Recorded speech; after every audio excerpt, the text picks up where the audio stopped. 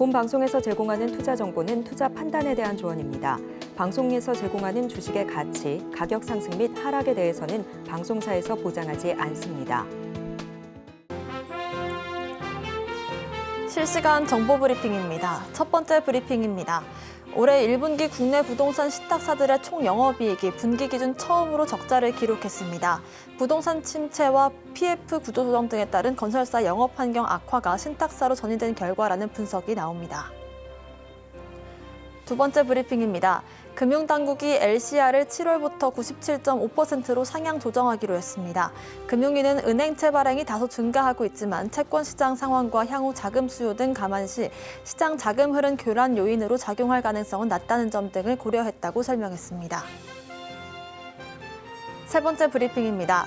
금과 구리 가격이 높아지고 있는 상황에서 조만간 은과 아연의 값도 덩달아 올라갈 가능성이 나오고 있습니다. NH투자증권 이재광 연구원은 고금리 장기화에 따라 중국의 금 수요가 증가하는 상황에서 은 가격은 비교적 저평가됐다며 평균적으로 금이 은보다 68배 비쌌는데 현재는 85배에서 90배나 비싸다고 설명했습니다. 마지막 브리핑입니다. CJ 올리브영이 상반기 일본 법인 설립을 앞두고 일본 상륙이 본격화되고 있습니다. 친근함을 내세운 올리브영은 125%에 달하는 매출 신장률을 이끌어내고 있습니다. 올리브영이 자체 브랜드나 팝업 이벤트를 통해 접점을 늘리고 있는 만큼 시청자분들께서는 앞으로 올리브영의 행보와 함께 K뷰티 관련주들의 흐름도 지켜보시길 바라겠습니다.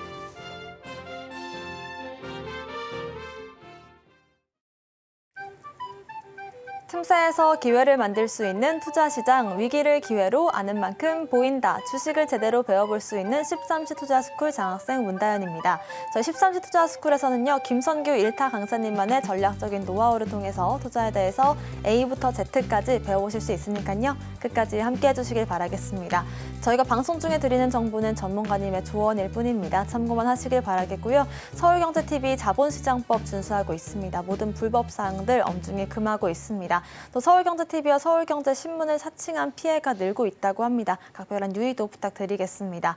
저희 방송 실시간으로 소통 가능하십니다. 유튜브 검색창에 서울경제TV를 검색하시고 실시간 채팅 가능하시니까요. 많은 참여 부탁드리겠습니다.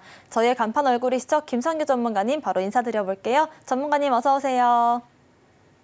안녕하세요. 안전하고 확실한 수익의 김선규입니다. 네, 지금 현재 계속해서 지금 우리 증시 빠지고 있는 상황입니다. 미국 증시는 잘 가고 있는데 어찌하여 우리만 이러고 있는지 그러시는 분들이 많으신데요. 절대 여기에 대해서 놀라거나 혹은 당황하지 마시고 13시 투자 스쿨과 함께 끝까지 시장을 참관해 주실 것을 권해드립니다. 그리고 매일 아침 8시 그리고 장이 끝나고 난 뒤에도 제가 많은 정보를 여러분들께 드리고 있으니까 많은 관심 부탁드리겠습니다. 네, 국내 증시부터 상황을 짚어볼 텐데요. 양대 지수 모두 조금 눌림을 주고 있는 시점입니다. 실시간 시황부터 확인해 볼까요? 자, 현재 코스피 상황 보시게 되면은 2727포인트 이 자리를 지금 현재 무너지고 그리고 있는데 그럼에도 불구하고 어떻게든 이 자리를 다시금 회복하려는 움직임 보여주고 있습니다. 오후 들어오면서 상당히 여기에 그래도 강하게 당겨 올리려는 즉 지지를 그래도 해주려는 움직임이 보여주고 있고 자 그렇기 때문에 현재 상태에서는 반도체 이외에도 여러 가지 종목들 특히 이제 기존에 있던 제약사들의 움직임들이 지금 조금 더 지켜볼 필요가 있겠다 이렇게 말씀을 드릴 수가 있겠습니다.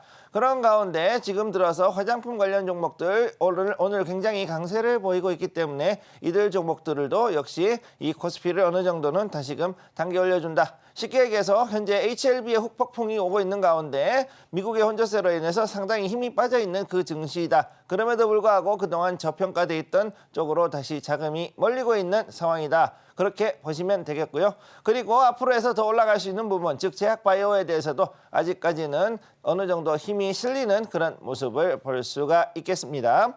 코스닥을 한번 보시도록 할게요. 코스닥 현재 자리 역시 계속해서 4일 연속 지금 빠지고 있는 모습, 즉 4거래일 연속으로 지금 빠지고 있는데 현재 자리는 그래도 약간의 반등은 들어오고 있는 상황입니다. 현재 845포인트 이 자리를 지키려고 하는 모습을 보여주고 있는데 그럼에도 불구하고 생각보다 H1B발 그 제약바이오, 특히 바이오 관련 쪽으로 해가지고서 어느 정도 후폭풍이 지금 불고 있는 건 어쩔 수 없는 상황이다. 이렇게 말씀을 드릴 수가 있겠습니다. 그럼에도 불구하고 제가 봤을 때 아직까지는 여전히 견조한 움직임을 보이고 있고 약간의 조정은 지금 이렇게 나오고 있지만 그럼에도 불구하고 다시 한번 상승할 수 있는 분위기는 언제든지 나올 수 있으니까 여기에 대해서 반드시 희망을 잃지 말고 지켜보실 것을 권해드리겠습니다. 자, 그러면 먼저 삼성전자, SK하이닉스 두 개 종목을 먼저 보도록 하겠습니다. 자, 삼성전자 현재 지금 상황 보시게 되면은 아주 여기 보면은 거의 십자가 나왔죠. 자, 십자가 나오는 상황에서 위아래로 굉장히 흔들리고 있는 상황, 즉 여기에 78,400원 선에서 그야말로 물량에 대해서 주고받는 상황이 굉장히 벌어지고 있는 걸 알 수가 있습니다. 자, 여기에 이 자리가 어떻게든 지켜줘야 된다는 자리라는 게 서로가 인식이 있는 거죠. 자, 한번 보시게 되면 여기에서 대략 5거래일 동안 해가지고서 계속해가지고서 이 자리를 지키고 혹은 내려가더라도 다시 올라오는 이런 모습을 보여주고 있기 때문에 현재 이 자리가 많은 사람들이 봤을 때는 매수 포인트가 될 수가 있는 그런 자리라는 것을 여러분들 기억을 해 두시면 되겠고요. 자, SK하이닉스 한번 보도록 하겠습니다. 현재 하이닉스 188,800원을 넘어선 상태에서 이 상단에서 계속해가지고서 이렇게 약간은 횡보하는 그런 모습 보여주고 있는 상황에 나와 있습니다. 자, 193,800원과 188,800원 사이 대략 한 5,000원 정도의 그 호가를 사이에 두고서 이렇게 좁은 공간에서 4거래일 연속으로 해서 움직이는 모습을 보여주고 있고요. 자, 그래서 이 자리에서 움직이는 걸로 봤을 때는 분명히 올라갈 수는 있는데 현재 엔비디아의 실적이 어떻게 나올 것이냐, 이 부분에 대해서 상당히 SK하이닉스에 대해서 이 관련되어 있는 주주님들이 상당히 촉각을 곤두세우고 계실 거라고 보고 있습니다. 자, 그래서 이 부분이 앞으로 FOMC 그리고 수요일에 나오는 거죠. 그 다음에 엔비디아의 실적 발표, 이 두 가지가 과연 어떻게 되는 것인가, 요거에 가장 신경을 쓰셔야 될 것으로 보입니다. 자, 그럼 오늘 가고 있는 종목들 중에서 상당히 급등하고 있는 종목들을 중심으로 한번 보도록 하겠습니다. 자, 첫 번째 네이처셀 한번 보도록 하죠. 네이처셀 지금 굉장히 강하게 상승한 모습 보여주고 있고 지금도 아주 힘차게 올라가고 있습니다. 26%까지 지금 넘어가는 급등을 보여주고 있고요. 오늘 여기서 봤을 때 의외로 제약바이오가 상당히 약한 상황인데도 불구하고 네이처셀 지금 잘 가고 있는 그런 모습 보여주고 있습니다. 자, 그리고 다음으로 보시게 되면은 우리의 그 다음 종목 여기에 제일일렉트릭 한번 보도록 하죠. 제일일렉트릭 지금까지 해가지고서 굉장히 많이 올라갔던 종목입니다. 그래서 제일전기공업에서 이름을 바꿔서 이제는 일렉트릭이 됐는데 지금 보시게 되면 오늘 지금 여기에는 음봉이 나왔지만 그럼에도 불구하고 여전히 16% 이상 상승해 있는 이런 모습이 나와 있는 걸로 볼 때 역시 구리 그리고 전력 설비, 전선 관련된 종목들의 강세 그리고 그 추세는 앞으로도 계속 이어질 것이다 라고 지금 이렇게 보시면 되겠고요. 자, 그리고 마지막으로 이어플로우, 자, 이것도 역시 그 당뇨 펌프 관련된 인슐린 펌프에 관련된 것으로 인해 가지고서는 이제 여기에 대한 소송을 승리했다, 거의 뭐 이쪽에 대해서 이겼다라는 그런 신호가 나오고 나니까 지금 경고가 뜰 정도로 굉장히 강하게 상승을 하고 있는데 여기서는 아예 이렇게 그 각도를 더욱더 높여가는 이런 모습 보여주고 있습니다. 자, 그렇기 때문에 이어플로우 같은 경우는 지금 현재 경고가 떠 있기 때문에 가능하면은 조금 신중을 기하고 접근하실 것을 권해드리겠고요. 어찌됐든 지금 현재 우리가 생각했던 것 이상으로 제약바이오가 나쁘진 않다는 것을 보여주는 장세입니다. 네, 오늘 장세에서는 아직까지 제약바이오 쪽에 힘이 살아있다는 것들을 확인할 수가 있었고 저평가받은 이런 종목이나 섹터들로도 자금이 들어오는 것들을 확인할 수 있었습니다. 이번 주 특히나 엔비디아의 실적 지켜보는 전략까지도 챙겨보시면 좋을 것 같고요. 저희는 본격적인 1교시 수업 시작해 보겠습니다.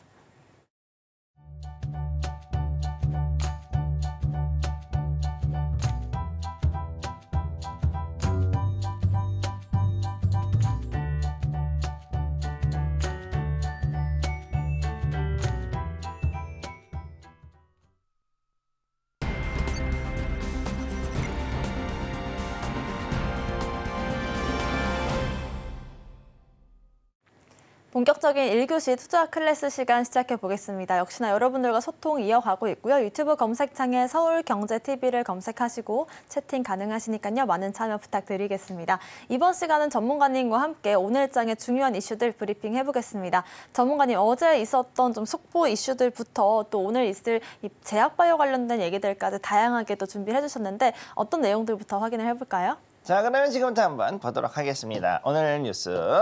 자, 오늘 장만 이슈를 분석하기로 지금부터 들어갑니다. 첫 번째, 돈줄 막힌 바이오. 자, 제약 바이오 그렇게 좋다더니 갑자기 이건 또 무슨 소리냐 그러시겠지만 일단 기사가 나왔으니 말씀드리도록 하죠. 두 번째, 자, 하나 관련돼 있는 거, 하나 에어로스페이스 관련 뉴스. 세 번째, 자, 그 다음에 SDS 관련된 이야기, AI 관련. 그 다음 네 번째, 자, LS 일렉트릭 역시 전선 설비, 전력 설비 관련 이야기 이렇게 나오고 있습니다. 하나씩 보도록 하죠. 자, 첫 번째, 돈줄 막힌 바이오 생존 경쟁에 나섰다.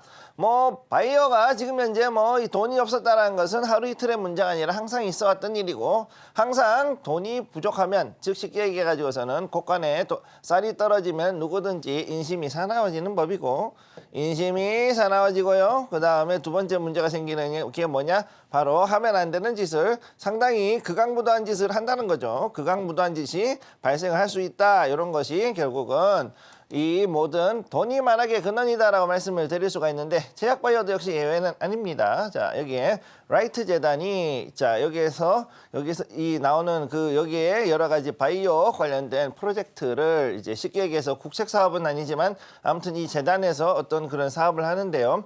자, 여기 보면 보건복지부, 빌 앤 멜린다 게이츠 재단, 그 다음에 국내 제약사들이 각각 해가지고 만든 이 민간협력 비영리 재단 이렇게 되어 있습니다. 자, 그러니까 이걸로 봤을 때는, 자, 우리나라 정부, 그 다음에 미국의 그 유명한 빌 게이츠하고 멜린다 게이츠 이분들이 여기다가 돈을 좀 출연하셨고, 그 다음에 제약사들도 여기다가 돈을 댔다 이렇게 볼 수가 있는 거죠. 자, 그래서 여기에 보통 한 40억 원 정도의, 과제당 40억 원이면 상당히 큽니다. 자, 과제당 40억 원이면 꽤 큰 돈을 지원을 하고 있는데, 여기에 상당히 그래도 일단은 당연히 이 돈을 받기 위해 가지고서 수많은 바이오 업체들이 여러 가지 프로젝트를 내 가지고서는 여기서 경쟁을 하죠. 그렇긴 하지만 이번 같이 이렇게 엄청나게 많이 몰리는 건 처음 봤다 이런 얘기죠. 자, 무슨 얘기냐? 그만큼 바이오 벤처들의 자금 수요가 많다. 그러면 이게 왜 그러느냐, 이걸 얘기했을 때 뭐 여기서는 지금 길게 얘기하기는 좀 그렇지만 가장 큰 이슈는 뭐냐? 자, 바이오는 뭐냐? R&D죠. R&D가 기본이에요. 자, 연구만 하고 살면 좋겠지만 먹고 살아야 되는 것이다 보니까 우리의 바이오 업체들은 어떻게 되느냐?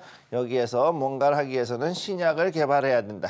바이오 신약, 이게 나와야 되고, 두 번째는 무엇이냐? 여기에 대해서, 자, 펩타이드. 자, 이런 게 나오죠. 보통 아미노산을 비롯한 각종 뭐 이런 단백질 물질, 그 다음에 또 여러 가지 이제 바이오시밀러, 그것들이 이제 뭐라 그러냐? 바이오시밀러라 그러죠. 시밀러. 그 다음에 또 무엇이 있느냐? 그 다음에 마지막으로 하는 것이, 여기서 끝판왕이 줄기세포입니다. 줄기세포. 자, 그런데 제가 일단은 회사를 다녀보면서 느낀 게 뭐냐? 이들 기자재 가격도 장난이 아니다. 첫째, 기자재가 비싸요. 기자재가 비싸다. 바이오의 특징은 뭐냐? 배양을 해야 되고 이들을 냉동 관리해야 되고 해야 되는데, 극저온, 특히나 질소 속에다가 집어넣어 가지고서 질소 탱크로 엄청난 극저온 냉각을 시켜야 되는 것들, 그런 것들이 있다 보니까 기자재 가격들이 굉장히 비쌉니다. 이게 첫 번째 문제가 되는 것이고, 자, 그런 상황에서 돈은 또 연구원들 월급도 줘야 되고 뭐 운영비도 해야 되고 여러 가지가 있다 보니까 당연히 여기에 대해서 문제가 생길 수밖에 없는 거죠. 어쨌든 지금 상황에서 생각보다 이 기존에 있는 것들, 화장품 원료라든가 의약품 원료로서 이런 판매하는 그런 판로를 개척한 회사는 그나마 낫지만, 그렇지 않은 경우에는 역시 바이오는 생각보다 돈이 되기 힘든 그런 회사라는 것을 알아두시면 되겠습니다. 자, 다음으로 넘어가죠. 자, 두 번째, 하나 에어로스페이스 김승현 회장님께서 창원의 사업장을 방문하셨다. 지금 여기가 마른 에어로스페이스인데 실제로는 K9 장갑차 만들죠. 자, 방산 관련 얘기예요. 자, 루마니아에서 이제 폴란드가 산 걸 보더니 우리도 사야겠다 해서 이제 K9 자주포 사업을 하는데, 거기에 대해다가 우리가 사업 수주를 하는데 총력을 하자. 자, 보통 차세대 자주포라 그럽니다. 차세대 자주포. 요거를 하는 자주포 사업에, 즉 155mm 포탄. 자, 이거 왜 이렇게 잘하느냐? 제가 일단 포병에서 의무병 출신입니다. 그래서 이 포병 부대 일을 잘 알죠. 자, 그래서 이런 부분에 대한 것들을 이제 여기서, 자, 어떻게든 동유럽에서 지금 좋아하고 있다는 거죠. 동유럽은 현재 우리나라 무기를 너무 사랑한다. 자, 이 부분에 대한 것들을 이제 여러분들이 알아주시면 되겠고, 그래서 폴란드가 가지고 있으면은 잘하면 루마니아, 체코부터 해서 그 주변에 있는 자 러시아의 위협을 받고 있는 국가들은 어쨌든 살 수밖에 없다. 조금 이따가 다시 한번 자세하게 말씀드리겠습니다. 자, 다음으로 세 번째, 자 SDS 사무실 대화형 AI로 자동화를 한다. 요 얘기가 지금 아주 중요한 얘기가 나왔죠. 요거. 자, 그래서 요거를 보시게 되면은 자, 사무실의 대화형 AI. 자, 이게 지금 현재 Dell Technologies World 해가지고 델의 일단은 여기 델의 연례 행사에 우리가 들어가 가지고서 여기서 기조 연설했어요. 자, 그래서 여기에서 일단 키노트, 즉 기조 연설 어느 정도 했는데 그 중에서 AI 팩토리를 구축할 수 있도록 델과 협력할 것이다 이렇게 얘기했단 말이죠. 일단 엔비디아가 이렇게 얘기했지만은 여기다가 또 SDS가 자 데이터 센터를 전문으로 하죠. 우리 삼성 SDS. 그래서 데이터 센터를 앞으로 여기다 맞춰주고 그러면은 이들이 가지고 있는 데이터 센터의 데이터를 통해 가지고서 AI가 여기서 훈련을 하고 나면은 어떻게 되느냐 여기서 대화형으로 자 만약에 누군가 있을 때 결국은 누군가가 자 회사의 임원이나 그 대표이사가 여기에서 어떤 것을 뭘 해라 준비를 해라 아니면은 무슨 자료를 준비하라 아니면은 뭐 현재 매출을 달라 뭐 이런 것들을 했을 때 여기에 대해서 AI가 네 알겠습니다 그러고서는 그 자료들을 바로바로 그 대표이사나 혹은 임원에게 자료를 전달하는 이런 일들이 이제 앞으로 벌어질 것이다. 쉽게 얘기해서 인간으로 있는 비서들이 AI로 대체될 가능성이 지금 높아지고 있다. 이렇게 말씀을 드릴 수가 있는 거죠. 자, 그렇기 때문에 이런 부분 그림을 이용한 것은 결국은 뭐냐면 우리가 알고 있는 것 중에 LLM이라 부르는 거 거대 언어 모델, Large Language Model을 활용한 그러한 업무 자동화가 앞으로 일어나게 되고 그러면 어떻게 되느냐? 데이터 센터는 더 커지죠. 데이터 센터의 수요가 더 커집니다. 자, 업무용, 즉 이게 뭐냐면 기업용 데이터 센터에 대한 수요가 늘어나고 실제로 델도 기업용으로 해서 커지고 있고 그 다음에 HPE가 있고 HPQ가 있죠. HPE 휴레패커드도 기업용 회사에 그냥 분사를 해가지고서는 여기에서 이쪽으로 집중하고 있는 걸 봤을 때 이제 앞으로 봤을 때는 AI가 사무실에 있는 화이트 칼라의 자리들을 상당 부분 대체할 수 있는 그런 확률도 높아졌다는 것을 여러분들이 기억해 두시면 되겠습니다. 자, 다음으로 네 번째입니다. LS 일렉트릭. 자, 여기 전력 설비 관련 종목이죠. 근데 초고압 변압기 생산 능력을 2배로 확장을 한다. 자, 지금 현재 전 세계적인 그 초고압 변압기부터 시작해가지고 전력 설비에 대해 가지고 이제는 교체를 하거나 혹은 아예 여기에 대해서 업그레이드 혹은 리페어, 즉 수리를 해야 되는 그런 일들이 많이 늘어났다. 쉽게 얘기해서 O&M이라 그러죠. Operational Maintenance, 즉 유지 보수를 해야 되는 상황이 왔고 거기다가 Expansion, 즉 확장까지 해야 되는 상황이 왔어요. 그렇기 때문에 글로벌 일렉트릭 디맨드, 즉 글로벌한 전력 설비의 수요가 증가함에 따라서 앞으로는 공시를 통해서 이게 공시가 나왔습니다.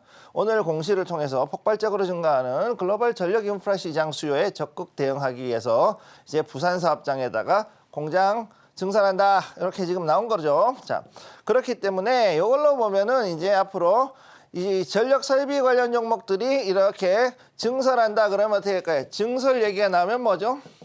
자, 오퍼링이 나와야죠. 뭐냐? 증자가 나와야죠. 증자를 하게 되죠. 그러면 어떻게 될까요? 자, 시장에서 이렇게 하면은 주가가 조금은 조정을 받을 수도 있다라는 부분. 자, 특히 전력 설비 부문에서 이런 얘기가 나왔다 그러면은 약간은 좀 조심해서 볼 필요가 있겠다. 이렇게 말씀드릴 수 있겠습니다. 네, 이렇게 해서 오늘 장에서 중요하게 봐야 될 브리핑 이슈들에 대해서 일단은 바이오, 제약 바이오 쪽들의 먹거리 경쟁 상황들 짚어봤고요. K9으로 대두되는 방산 섹터 그리고 이 LS 계속해서 좀 고공행진 중인데 그룹주들의 이야기와 함께 AI 쪽으로의 이슈들까지도 다양하게 살펴봤습니다. 이렇게 이슈에 대해서 브리핑을 다뤄봤다면 이 이슈들 안에서도 돈이 될 수 있는 테마들을 선별하는 작업 역시도 중요할 텐데요. 오늘 공부해볼 테마는 어떤 테마일까요?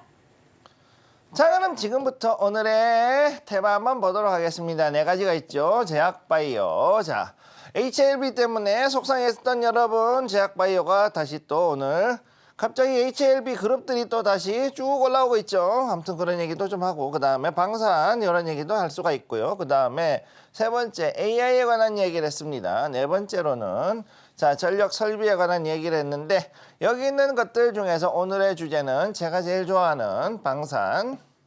자 오늘의 주제는 방산으로 들어가겠습니다. 자 김승현 회장 한화 에어로 창원 사업장 방문. 자 이렇게 나왔기 때문에 여기에 대해서 앞으로 이제 한 10분 정도 혹은 조금 더 길게 해서 얘기를 해보도록 하죠. 자 관련된 테마는 당연히 방산 테마도 있겠지만은 그 이외에도 항공우주 의외로 우리나라 비행기를 좋아하는 나라들이 꽤 생겼습니다. 자 그거에 대한 이유도 조금 얘기를 해보도록 하고 그 다음에 구리 뜬금없이 웬 구리냐 여러분 탄피와 포탄의 탄피하고 그 다음에 포탄 여기에 다 구리 들어가죠. 그 다음에 또 물론 이제 포탄 같은 경우에는 텅스텐도 들어갑니다만 텅스텐은 지금 현재 여기에서는 얘기할 수가 없는 거고 거기다가 지금 그 오늘 기사 나온 얘기를 하나 하자면 텅스텐 같은 경우는 지금 우리나라 울진에 텅스텐 광 크죠. 울진의 텅스텐 광이 큰데 그쪽에서 지금 앞으로 좀 더 채광을 해야 된다는 얘기가 지금 나올 정도로 아주 지금 전 세계가 군비 확장에 열을 올리고 있다. 상당히 좀 겁나는 얘기입니다. 그 다음에 네 번째 중공업 관련된 거. 아무래도 기갑이라든가 이런 장비들이 들어가다 보면은 당연히 중공업도 그만큼 올라갈 수밖에 없다는 거 기억을 해 두시기 바랍니다.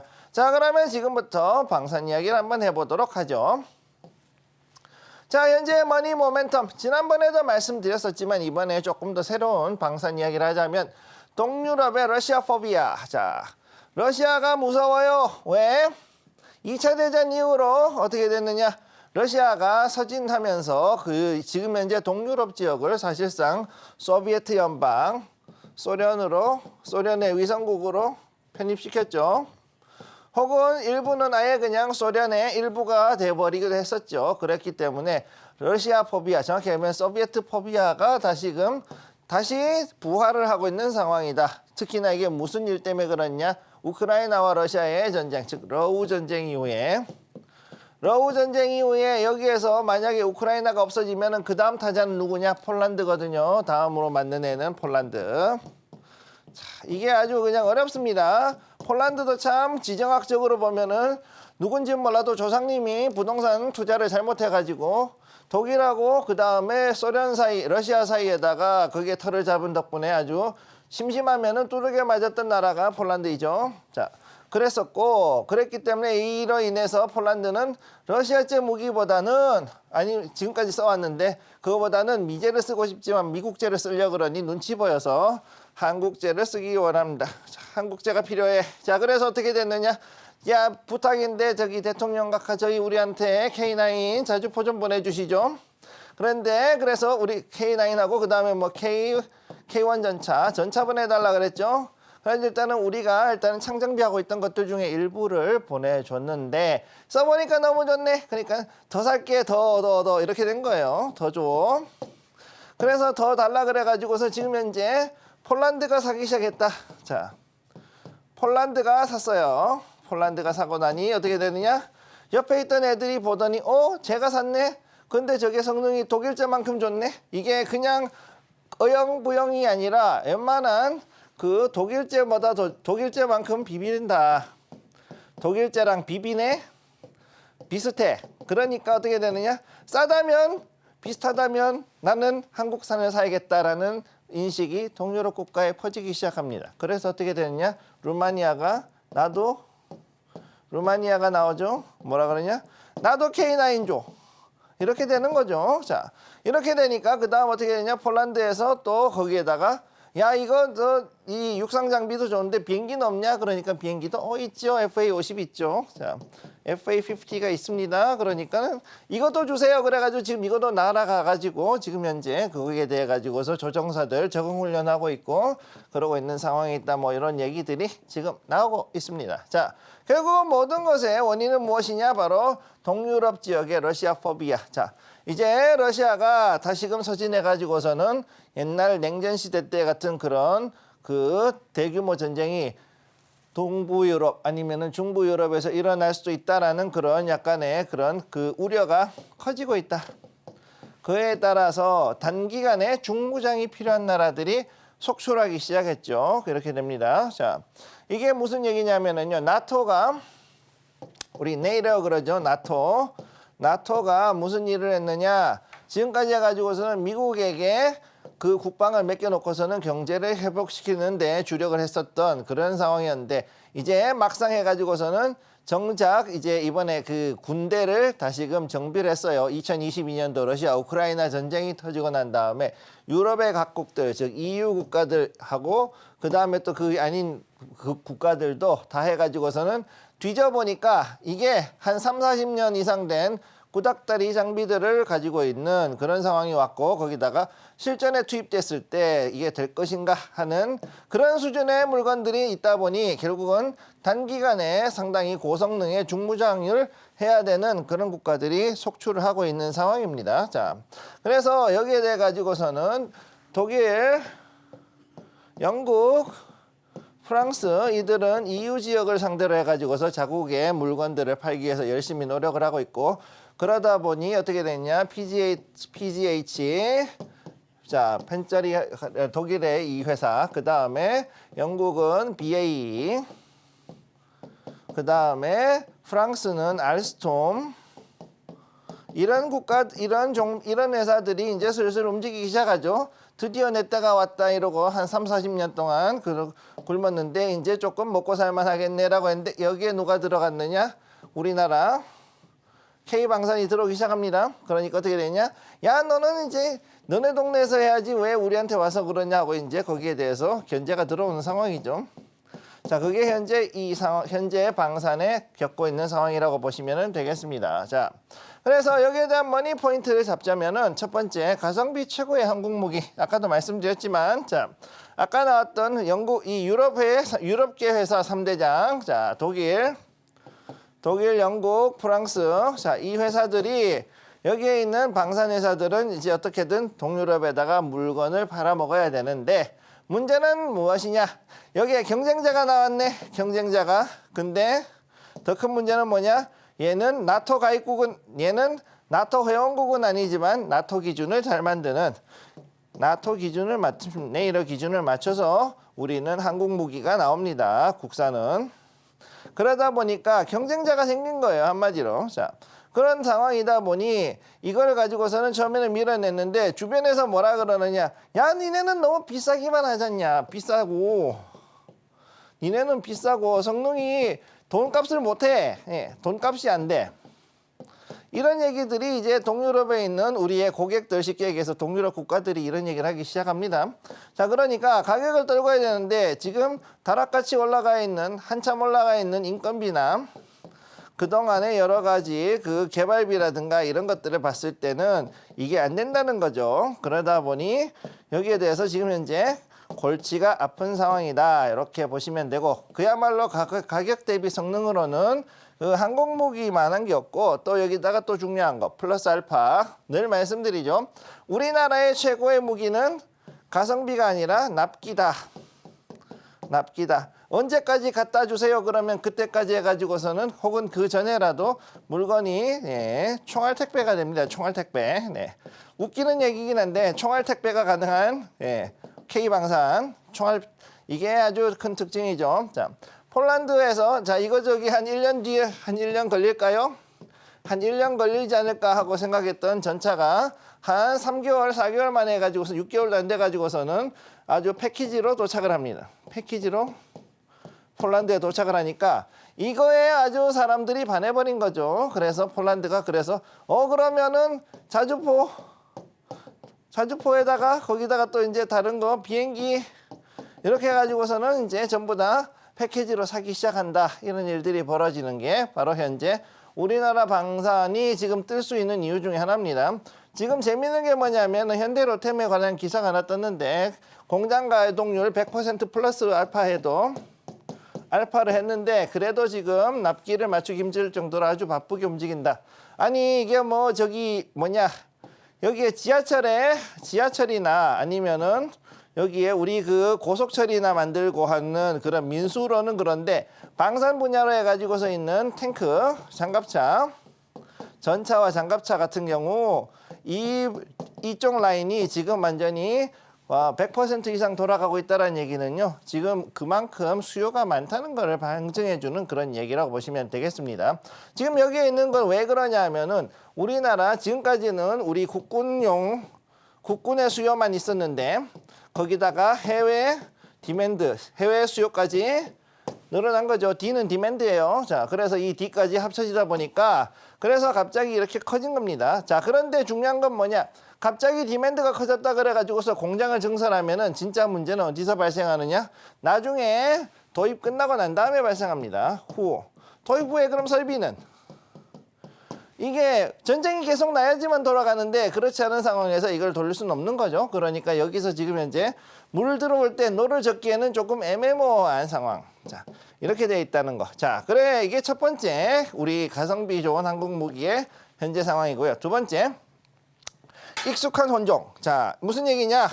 우리나라에서 ADD 쉽게 얘기해가지고서는 자, ADD라 그러죠. 자, 우리 국방과학연구원에서 처음에 이걸 만들 때 어떻게 했었느냐? 모든 기계들은 미국 거를 가지고 했었는데, 자, 미국 기반, 미국 무기를 기반으로 했어요. 그랬는데 나중에 이게 변화가 일어납니다. 언제? 1992년도 3년도에 소련 붕괴로. 소련이 붕괴하죠. 소련 붕괴하고 난 다음에 어떻게 되느냐? 여기서 소련이 우리나라의 차관을 받아간 게 있었는데 그 차관을 우리가 떼게 된 거죠. 그러니까 어떻게 됐느냐? 자, 그러면은 너희들 돈 안 줘도 좋으니까 무기 내놔 해가지고서는 받아온 게 불곰 사업입니다. 불곰 사업. 1차하고 2차 불곰 사업을 해가지고 우리는 항공모함까지도 들고 오는 아주 그야말로 용자스러운 짓을 했죠. 아주 용감했습니다. 그때. 네, 자, 그랬던 상황에서 우리는 어떻게 되느냐? 한국형의 특징은 뭐냐? 자, 미국 무기 플러스 러시아나 이제 소련 무기의 기술이 같이 합쳐져 있는 거기 때문에 생각보다는 거부감이 적다. 거부감이 낮다. 자, 그래서 생각보다는 그래도 익히는데 어렵지가 않다. 사용법이 비슷비슷하다는 거죠. 그렇기 때문에 동유럽이라든가 다른 나라들 그리고 제3국가들이 쓰기에도 상당히 괜찮은 무기라고 보시면 되겠습니다. 자, 그러면 다음으로 넘어가도록 할게요. 그럼 여기에서 봐야 되는 종목 두 가지를 한번 보도록 하겠습니다. 첫 번째, 한국항공우주산업 카이라고 부르는 거. 그 다음 두 번째는 하나시스템. 이 두 개를 가지고 왔습니다. 왜 에어로스페이스나 잘 뜨는 풍선 안 들고 왔냐 그러실 수 있는데 그건 여러분들이 나중에 따로 보셔도 되는 거죠. 자, 첫 번째 봅니다. 한국항공우주 보시게 되면은 우주항공청이 3일 전에 개청했죠. 그러면서 일단은 여기에 대해서 앞으로 여기에 단순하게 그냥 비행기뿐만 아니라 로켓, 그 다음에 날아가는 거 이런 것들에 대한 거, 인공위성에 대한 거 이런 것들에 대한 수요가 늘어날 것이다. 이러한 기대감 때문에 서서히 이제 급등을 하고 있는 이런 상황에 와 있는 걸 보실 수가 있고 그동안에 가지고서는 옆으로 횡보하고 있다가 지금 이제 이 자리를 오늘 혹은 이번 주에는 뚫을 가능성이 상당히 있는 종목이라는 거 요거 보시면 되겠습니다. 자, 다음으로 두 번째. 자, 하나 시스템을 보시게 되면은 에이서 레이더, 자, 수평 대상 배열 내용 레이더라고 했는데 이건 뭐 복잡한 얘기는 굳이 얘기 안 하겠습니다. 자, 에이서 레이더 안테나 이게 지금 현재 그 현대에 들어가 있는 4세대 이상 되는 전투기에는 기본으로 달려있는 물건인데 이게 지금까지는 개발도 못하고 있다가 우리나라에서 드디어 개발했죠. 개발하고 난 다음에 여기에 대한 안테나를 이제는 유럽에다 수출까지 하게 됐다. 자, 이 얘기가 굉장히 중요한 얘기입니다. 그러다 보니까 이것으로 인해서 현재 떨어지다가 여기서 지지를 받고 다시 한번 또 티오를 준비를 하고 있다. 이렇게 보시면 되겠습니다. 자, 그럼 이 레이더 안테나가 뭐가 중요하냐 그러는데 이 레이더에는 안테나가 몇 개가 들어갔냐면 보통 한 3,000에서 5,000개 들어갑니다. 자, 3,000에서 5,000개 정도가 들어가는데 이것들을 납품을 한다는 거기 때문에 여러분들이 봤을 때 이걸 굉장히 좋은 소식이다. 이렇게 보시면 되겠습니다. 네, 이렇게 해서 오늘은 방산 섹터에 대한 자세한 강의를 해주셨고요. 한국항공우주와 한화시스템 두 종목에 대해서 차트적인 전략들도 세워주셨습니다. 전문가님 아무래도 뭐 방산 섹터 안에서도 더 잘 간 종목들이 있음에도 오늘 두 종목을 가져와 주신 건 지금 뭐 고점을 돌파할 만한 이유들이 있다라고 보신 거라고 말씀해 주셨는데 지금 이 고점을 좀 넘겨준다면 우리가 상승세를 좀 어느 정도까지 기간을 생각해 볼 수가 있을까요? 제가 봤을 때는 일단 기본적으로 한 6개월 정도는 좀 더 갈 수 있을 거라고 보고 있고요. 그 다음에 여기에 나와 있는 하나시스템 같은 경우는 조금 더 오래 갈 수 있는 그런 종목이라고 보시면 되겠습니다. 자, 그러면 일단 지금 한번 비교를 해보도록 하죠. 첫 번째, 일단 날아가기만 하면은 우리가 다 합니다. 자, 항공우주는 카이는 기본적으로 거의 국가 회사라고 보시면 돼요. 국영회사라고 보시면 돼요. 그렇기 때문에 여기서 하는 거는 비행기, 그다음에 우주선, 로켓이죠. 그다음에 인공위성, 그다음에 또 여러 각종 발사체, 이런 것들에 대한 것들을 전부 관리를 하기 때문에 이게 우주청이 나왔다 그러면은 앞으로는 우주청에서 모든 것들을 해서 나사가 하는 것처럼, 미국의 나사처럼 우리도 이제 이 항공청에서 모든 것들을 관리해 가지고 우리가 직접 모든 걸 이제 위성부터 시작해 가지고 모든 걸 쏠 수가 있죠. 자, 그래서 로켓에 인공위성이 들어가면 로켓이 되는 것이고, 핵탄두가 들어가면 핵미사일이 되는 거죠. ICBM이 되는 겁니다. 자, 그렇기 때문에 여기에 대한 것들이 과연 어떻게 될지 좀 더 지켜볼 필요가 있겠다, 이렇게 말씀드릴 수 있고, 두 번째, 하나시스템, 군장비 부문의 부품에 특화가 되어 있다. 자, 그렇기 때문에 이 시스템 같은 경우에는 사실은 부품 관련주로 보셔야 되는 거예요. 사실은 방산 소부장으로 보셔야 됩니다. 자, 소부장. 그렇기 때문에 이 종목도 앞으로는 꽤 많이 갈 수 있는 종목이다, 이렇게 보시면 되겠습니다. 네, 이렇게 해서 방산 섹터 안에서 두 종목에 대한 자세한 브리핑까지도 도와주셨습니다. 지금부터는 여러분들과 함께 본격적으로 계좌를 빨갛게 물들여보는 시간 가져볼 텐데요. 잠시 뒤에 히든머니 종목 공개를 해드릴 예정이고요. 그간의 히든머니 종목들 수익률은 어떻게 나와주고 있는지 먼저 화면으로 정리해 보겠습니다. 김성규 전문가님의 히든 종목 수익률 탑5 종목들입니다. 1월 31일 공략주 GST가 79% 수익률로 5위를 기록하고 있고요. 2월 14일 공략주 덕산테크피아 96%로 4위입니다. 4월 8일 공략한 세명전기가 97% 수익률로 3위를 기록하고 있고요. 2월 13일 공략주인 YC 오늘도 상승 이어가면서 194%가량의 수익률 보여주고 있습니다. 전해질 관련된 종목으로 엔캠 저희가 88,000원 공략 이후로 38만 원까지 도달을 했고요. 오늘도 장중 한때 10% 넘는 수익률을 보여주면서 누적 수익률 307% 기록하고 있습니다. 최근 한 달 동안의 수익률 탑5 종목들도 확인해 보겠습니다. 5월 2일 공략했던 LG이노텍 10% 수익률로 5위권에 안착해 있고요. 5월 13일 공략 중인 코스맥스 10% 수익률로 4위입니다. 4월 29일 공략 중인 한전기술이 12%까지 수익률 올려주면서 3위를 기록했고요. 5월 8일 공략 중인 현대코퍼레이션 유통업 관련된 종목입니다. 실적 호조 속에 전일 10%가량 상승을 보여주면서 2위까지 올라오는 모습 확인되고 있습니다. 5월 3일 공략주인 BHFPCB 관련된 종목이고요. 오늘도 상승 이어가면서 수익률은 18%를 넘겨주고 있습니다. 네, 이렇게 해서 김성규 전문가님의 수익률 탑5 종목들 화면으로 확인을 해봤습니다. 오늘 공략해볼 히든머니 종목은 어떤 종목일지 바로 힌트부터 받아보겠습니다. 자, 오늘의 히든 종목 별이 5개. 자, 5글자죠. 그리고 방산 관련주 당연히 방산으로 들어갑니다. 자, 오늘의 내용. 자, 방산은 수출보다 유지 보수가 돈이 된다. 자, 우리 예전에 아주 유명한 그 광고 멘트가 있었죠. 화장은 하는 것보다 지우는 게 중요합니다. 자, 방산은 수출보다 유지 보수가 더 중요합니다. 자, 그래서 보통 봤을 때 수출도 상당히 중요하지만은 유지 보수 비용이 알고 보면은 방산업자들한테는 이게 더 돈이 됩니다. 자, 이게 더 돈이 된다. 자, 이거를 기억을 해두시고, 이 종목은 그런 부분에서 훨씬 더 앞으로 큰 돈을 벌 수 있는 종목이라고 보시면 되겠습니다. 자, 그래서 히든 종목 포인트 첫 번째, 항전 관련돼 있는 종합회사로 성장했다. 자, 항전 쉽게 얘기해가지고 항공 관련돼 있는 전자장비를 만드는데 거의 뭐 종합 세트죠. 종합 세트로 만들고 있습니다. 종합 세트로 만들고 팔고 있는 그런 회사. 자, 그래서 아주 중요한 회사라고 보시면 되고, 또 이 종목이 그러다 보니 도심항공 관련된 그쪽 테마로도 엮여 있고요. 그 다음에 레이더 유니트 이 부분도 지금 또 나와 있고, 그 이외에도 또 통신 관련돼 있는 장비, 통신 장비 이쪽도 역시 지켜보는 그런 종목이라고 보시면 되겠습니다. 자, 그러면은 주봉 차트 한번 보도록 하죠. 자, 주봉 차트 봤을 때 옆으로 해가지고 상당히 횡보하고 있다가 여기서 이렇게 떨어졌죠. 떨어졌지만 여기서 지지를 2번 받았습니다.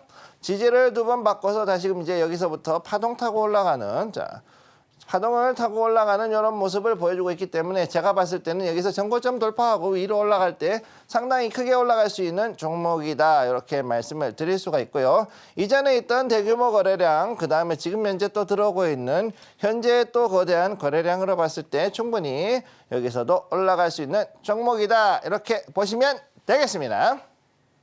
네, 오늘의 히든머니 종목 역시나 방산 관련된 섹터 안에서 선별을 해주셨고요. 정확한 히든머니 종목의 종목명은 방송 이후에 공개를 해드리겠습니다. 저희 다시 한번 화면으로 정리해 보겠습니다.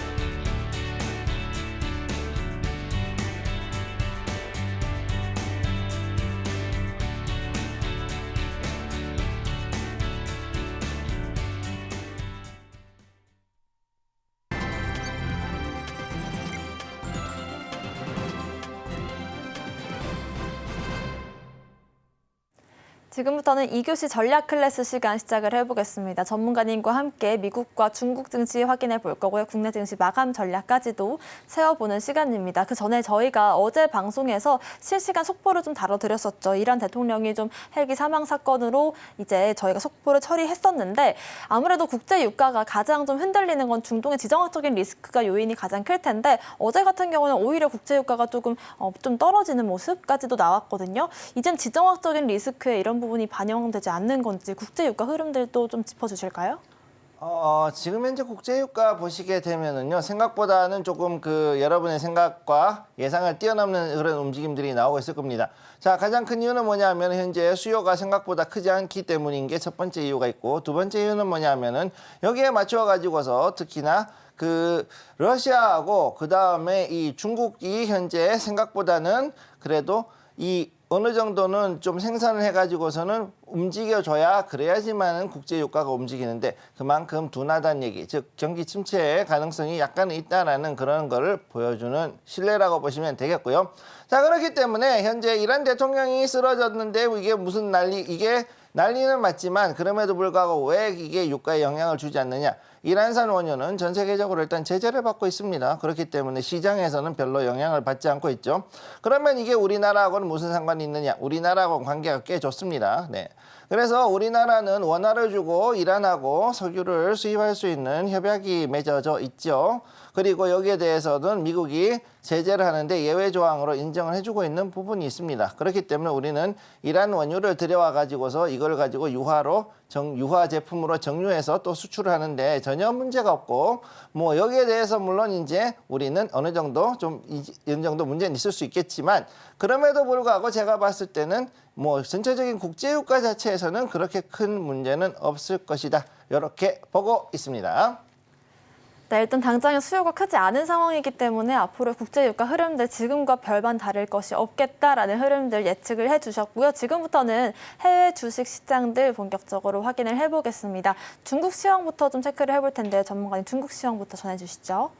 네, 어제 같은 경우 중국 시황 굉장히 좋았습니다. 일단은 부양책이 나오고 거기다가 미국 증시까지 좋다 보니까 거기에 맞춰가지고서 상하이 지수 굉장히 올라갔었죠, 어제는. 그런데 오늘 여기에 대해 가지고 약간은 조금 떨어지는 모습 보여주고 있습니다. 그럼에도 불구하고 전체적인 추세 자체는 나쁘지가 않은 자리. 그리고 이제 조금 있으면은 다음에 여기 위에 3,186포인트 여기가 또 다른 저항대가 있는데 이 저항대를 넘어갈 준비를 하고 있는 그런 모습 보여주고 있습니다. 자, 심천 같은 경우 현재는 지금 현재 자리 보시게 되면은요, 역시 이 자리도 자, 1761포인트를 넘어서서 있지만은 그럼에도 불구하고 여기서 또 다른 횡보 라인을 하나 형성을 하고 있는 걸 볼 수가 있습니다. 자, 이렇게 1796포인트 여기에서 지금 현재 또 다른 횡보 라인을 형성을 하고 있기 때문에 이 자리에서 과연 어떻게 위로 넘어가서 1800포인트가 넘어가는지 이걸 잘 지켜보실 필요가 있겠고요. 그 다음으로 이제 H지수 한번 보겠습니다. H지수 현재 여기도 오늘은 어제까지는 강하게 올라가다가 지금 오늘은 여기에서 약간 떨어지는 모습 보여주고 있죠. 이런 식으로. 자, 그래서 여기 2% 가까운 하락이 나오고 있는데 그동안에 많이 올라갔다가 약간은 좀 쉬어가는 그런 자리를 형성을 하고 있습니다. 마지막으로 대만 지수 한번 보시게 되면 되면은요. 가관지수 자체는 지금 현재 여기서 눈치 보고 있다. 3일 연속해서 음봉이 나오면서 그리고 현재 그래도 상승은 했지만 거의 보합권에 움직이는 이런 모습을 봤을 때 미국의 FOMC 의사록 그리고 엔비디아의 실적을 기다리면서 약간은 좀 숨죽이고 있는 그런 모습이라고 보시면 되겠습니다. 네, 중국 증시 역시도 미국 증시에 좀 영향을 받으면서 지금 부분을 잘 넘겨줄 수 있을지가 관건이 될 것 같습니다. 이어서 미국 증시와 함께 국내 증시 마감 전략까지도 세워볼게요. 자, 미국 증시에서 다우존스 4만 포인트를 어제 넘어갔기 때문에 오늘도 넘어갈 것 같았는데 오늘 새벽에 오히려 넘지 못하고 하락하는 모습 보여줬습니다. 0.49% 빠져서 현재 이 자리에 있고요. 자, 어쨌든 4만 포인트가 넘었다는 것에 많은 의미를 두고 계신 분들이 있고 실제로도 그런 의미를 가지고 있다고 보시면 되겠고요. 자, 나스닥 같은 경우 현재 16,794포인트. 지금 현재는 고가를 계속 이제 경신하는 모습으로 올라가고 있습니다. 단 여기서 여러분들이 주의해야 되는 것은 내일 있을 FOMC, 정확히 내일 그 의사록이죠. FOMC 의사록 공개, 그 다음에 그 엔비디아의 그 이 실적 발표 이 두 개가 하루 바로 연달아 가지고서 있기 때문에 이틀 연속으로 봤을 때 여기에서 과연 한번 꺾어질지 아니면 다시금 올라갈지를 잘 지켜봐야 될 것이고요. 여기에서 포인트 16,500포인트를 과연 나스닥이 지켜주고 올라가느냐 아니면 여기서 꺾여 내려가느냐 이거를 여러분들이 지켜보는 것이 이번 주의 포인트라고 보시면 되겠습니다. 현재 S&P 500 지수 같은 경우는 또다시 5,300포인트 다시금 돌파를 했죠. 자, 그래서 이번에 돌파를 하고 난 다음에 이제는 뭐 올라간다라는 식으로 얘기를 하시는 분들이 있는데 주식은 아직은 조금 더 지켜봐야 된다. 저는 금주까지는 조금 더 지켜보고 들어가실 것을 권해드리겠습니다. 자, 그러면 지금부터 여기에 맞춰 가지고서 우리 국내 시황을 한번 보도록 하죠. 일단은 코스피를 먼저 보시게 되면은요. 현재 코스피 이 자리는 굉장히 지금 어려운 자리다. 자, 아까 말씀드렸지만 2,727포인트 이 자리에서 지금 현재 계속 자리를 지키려는 움직임을 보이고 있는데 현재 자리는 2,725포인트 이 자리로 와 있습니다. 그렇기 때문에 5가 되면서 여기에서 조금 더 그 매도세가 약간 나오는 경향은 있지만 언제든지 그 여기에 대해서는 외국인이나 기관이 다시금 매수세로 돌아설 수 있다는 점을 기억을 해 두시고요. 그리고 또 놀라운 거 일단은 그 제약 바이오가 생각보다는 그렇게 밀리지 않고 그리고 견조하게 그래도 자금이 유입이 되고 있다는 것. 그리고 두 번째 화장품이라든가 다른 관련 종목들이 다시금 올라가고 있고 또 여기에 대한 추세가 앞으로도 강하게 갈 수 있다는 것 때문에 여기 이 부분을 여러분들이 기억을 해 두시면 되겠습니다. 따라서 여기에서 코스닥도 지금 현재 자리를 보시게 되면은요. 여기 이 자리가 역시 좀 밀렸지만은 그래도 아리꼬레를 주고 다시금 당겨 올려서 현재는 845포인트에서 지금 움직이는 걸 볼 수가 있겠습니다. 자, 다시 한번 보여드리죠. 여기에 845포인트 이 자리에서 과연 이제 위로 올라갈 것인가 아니면 조금 더 떨어질 것인가가 가장 관건인데 841포인트까지 지지를 해준다 그러면은 여기에서는 얼마든지 바닥을 디디고 다시금 올라갈 수 있는 자리라는 걸 기억을 해 두시고 여기에 맞추어서 여러분들이 가지고 있는 전력설비, 그 다음에 구리 관련주, 그리고 지금 현재 또 여러 가지 타고 있는 원자재 관련 종목들을 중심으로 들어가시면 되겠습니다.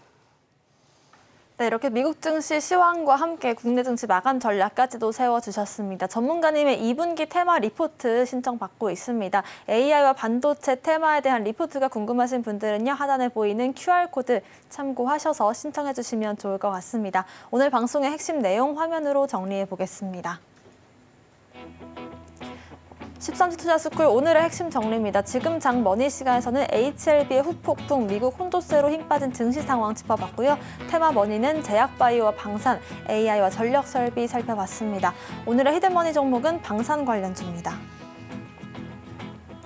저희가 방송 중에 드리는 정보는 전문가님의 조언일 뿐입니다. 참고만 하시길 바라겠고요. 서울경제TV 자본시장법 준수하고 있습니다. 모든 불법 사항들 엄중히 금하고 있습니다. 또 서울경제TV와 서울경제신문을 차칭한 피해가 늘고 있다라고 합니다. 각별한 유의도 부탁드리겠습니다. 오늘 저희가 준비한 소식은 여기까지입니다. 저희는 내일 오후 1시에 돌아오겠습니다. 시청자 여러분 고맙습니다.